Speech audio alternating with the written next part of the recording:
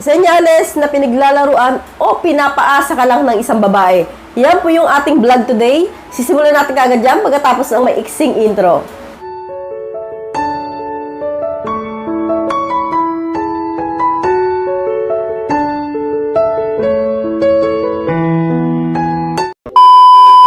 Number 1 signs na pinaglalaroan ka lang ng babae ay palahingi. So kapag po ang isang babae laging humihingi sa iyo ng panload, pera, grocery, or panghanda sa kanyang birthday, or regalo, yung mga ganyan. Or pang shopping. So, kapag po ang isang babae ganyan sa'yo, Lods, magtaka ka na. Pinaglalaroan ka lang yan, pinapaasa ka lang yan. Wala ka pong balak sagutin yan.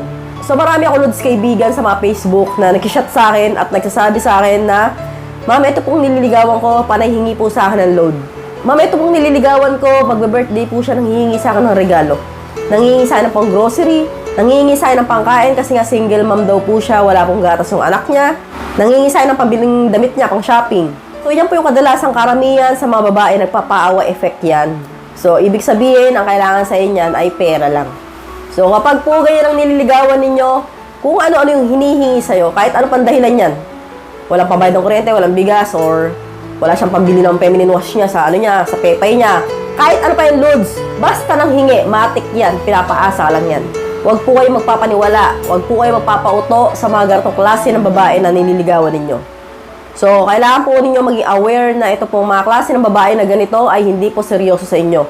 Wala po siyang balak na sagutin ka. So, kailangan ka lang niya dahil sa pera. So, may nahuhutot siya sa'yo kaya nagpapaligo siya sa'yo. So, after niya na ibigay mo lahat ng mga kailangan niya, wala ka rin mapapala. So, tandaan niyo, Lods, kapag gusto ka ng isang babae, hindi po yan hihingi ng kahit na ano sa'yo. So, kapag mahal ka niyan, mahihiya po yan. At kung may balak siyang sagutin ka, hindi yan papayag nagagastos ka. So, may mga babaeng ganyan. Sino po sa inyo naka-encounter na meron kayong dinate na babae, tapos, nung magbabayad ka, sasabihin niya, hati na lang tayo sa gastos. So, ayaw, o kaya siya na lang sasagot. May mga babae na ganyan na bibihira, yung silang sumasagot sa pagkain. Pero karamihan sa mga babae, sasabihin, hati kayo sa gastos. So, kapag po ganun yung babae, humanga po kayo.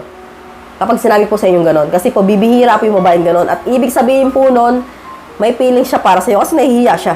Pero kung walang hiya po, yung sasabihin sa'yo na, ayun, bayaran mo lahat ng mga kanain natin, sagot mo lahat. Tapos mag-take out, papauwi ng pagkain. Tapos sasabihin pa sa'yo, punta tayo sa mall, wala akong damit eh. Luma na yung sapatos ko. Bila mo lipstick. Bila mo pabango. Yung mga tipong ganon. So, magduda ka na, Lods, bakit? Ba't ginagawa ng isang babae yan? Ibig sabihin, yun, pinapaasa ka lang, wala siyang balak sagutin ka. So, masama siya sa'yo kasi may napapala siya. So, kaya, maging malakas dapat ang pakiramdam ninyo pagdating sa babaeng nililigawan ninyo. Kung ganito nililigawan mo ngayon, hinto mo na yan. Wala kang mapapala dyan. Hindi ka rin sasagutin yan, babasti din ka niya sa bandang huli rin. Tapos, sasabihin mo, bakit? Lahat naman ng gusto mo binigay ko. Bakit ayaw mo pa rin ako sagutin? Sasabihin sa'yo, makulit ka eh, ganyan kasi. Tapos magharap ng butas para magtampo sa'yo, tapos hindi na mag-reply. Naku, kawawa kayo dyan. So, proceed na nga po tayo sa senyales number 2. Pinagtataguan ka or iniiwasan ka. So, konektado po ito sa una natin pinag-usapan. Kapag po ang babae, after mong ibigay lahat, pinagtataguan ka na or iniiwasan ka na. So, kunwari, last week, sahod mo, nag-date kayo. And then, nung mawala ka ng sahod, nung paubos na yung sahod mo, naiyaya mo ulit kumain sa kanto lang. Ano gagawin natin? Ito, wala lang. Kain na tayo siomay, kain na tayo toknening. Ayaw. So, yung parang nagdadahilan na sa'yo na, ay, busy ako eh. Yung ginagawa ko eh. Ay, wala ako sa bahay. Huwag ka pumunta dito, wala ako sa bahay. Kasama ko yung ano ko, nandito ako sa tita ko, sa ganito ganyan. Ang daming dahilan. Kasi alam niya na wala ka namang pera, toknening lang mga lilibre mo. Diba? Ba't siya sasama sa'yo? Pero, kung nag-iaya ka ng bagong sahod, sumasama, iba yun. Doon pa lang, mahalataan nyo na dapat na ang babae, pinaglalaro lang kayo, pinapaikot lang kayo. So, kapag po ang babae, niyaya mo yan nang wala kang pera, tapos nagdadahilan, ayaw sumama sa'yo, o kaya after niya makuha yung mga gusto niya sa'yo, tapos pinunta mo sa bahay, sabihin sa'yo, wala ko dyan. Nagtataguan ka na kahit nandun naman sa loob. Tapos sinashot mo, hindi na rin nag-reply. O, iniiwasan ka na sa trabaho. Hindi sinasabi yung tunay niyang oras ng uwi kasi ayaw niyang isunduin mo siya. Ayaw niyang hihatid mo siya. Mararamdaman yung mga lodi kung iniiwasan ka ng isang babae. So, napakadaling maramdaman. Kapag po ang isang babae, iniiwasan ka or pinagtataguan ka, tapos, yon. Tapos kapag kailangan ka, kapag ka nagipit siya, or araw na naman ang sahod mo, biglang magiging maamo, lumilitaw na naman na parang palitaw. Biglang babalik. Nandiyan na agad. Biglang nagsishot, biglang napaparamdam. So, yan po yung mga bagay, Lods, na tatandaan ninyo kapag naliligaw po kayo sa isang babae para po hindi po kayo maloko, hindi kayo mapaglaruan. Proceed na nga po tayo sa senyales number 3. Mataray o masungit. Ibig sabihin ko dito, konektado rin po ito sa una siya, pangalawa. Kapag po hindi ka gusto ng isang babae, kapag pinaglalaroan ka lang, masungit po yan. Tatarayan ka palagi niya sa chat o kaya sa mga kasama ka niya. So, ibig sabihin, paano nyo malalaman, kunwari, kadate mo, hinawakan mo sa balikat o sa bewang, tatarayan ka, susungitan ka, hawakan, nakakaya, dami tao eh. Mami, makita tayo ng tao. Bakit? Bakit ka tatarayan ng isang babae? Kasi nga, hindi kanya gusto. Sumama lang sa'yo dahil sa pera.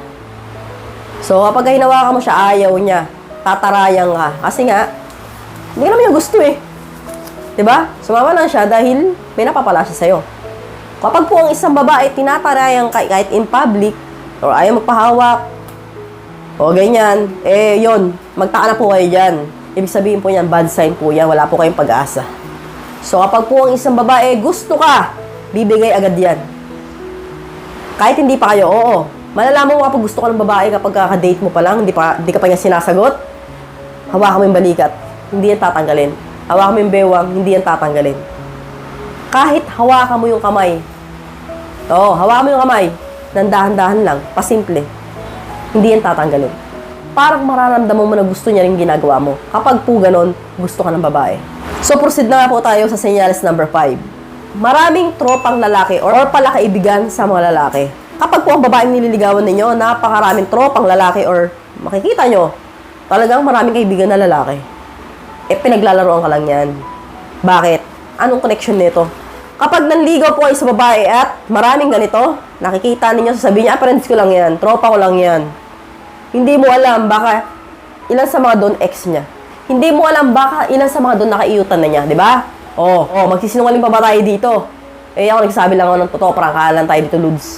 Hindi natin alam, kasi hindi naman niya sasabihin sa'yo yun. Baka malalaman mo yun, after ilang taon pa, kayo na. Di ba? Baka asawa mo na nga eh. So, yun. So, yun po yung mga senyales na ang isang babae, paglalaroan ka lang. Pinaglalaroan ka lang, no? Kasi po, ang isang babaeng matino, dapat kung meron mang kaibigang mga lalaki, konti lang. Yung talagang kakilala lang. Hindi talagang close na close. Diba? Kahit ako, may nakatrabaho ko lalaki sa mga factory dati. Pag nakita ko, hi. Kasi ano yun eh. Kasama na sa trabaho. Pero yung sobrang close na talagang parang alam na alam niya yung buhay ng isang lalaki. Baka alam din niya kung ano size ng ano niyan, sandata niyan. Pagtaka ka na, di ba? Hindi. Mapapansin din niyo eh. Kapag ka ang girlfriend mo, ay si ano yan eh. Mayari si Ronald dyan eh. Ano yan eh? Alam mo ba, ganyan, nani tatay niyan, gato ganyan, mga kapatid niyan, gato ganyan. Tapos ano yan, mahilig sa gato yan, tapos gato ganyan. Bakit mo alam? Ex mo ba? Malamang ex niya. Kung hindi mo niya ex, nakaiutan niya. So, mga Lods, yun lang po yung mga senyales na pinaglalaroan ka na isang babae.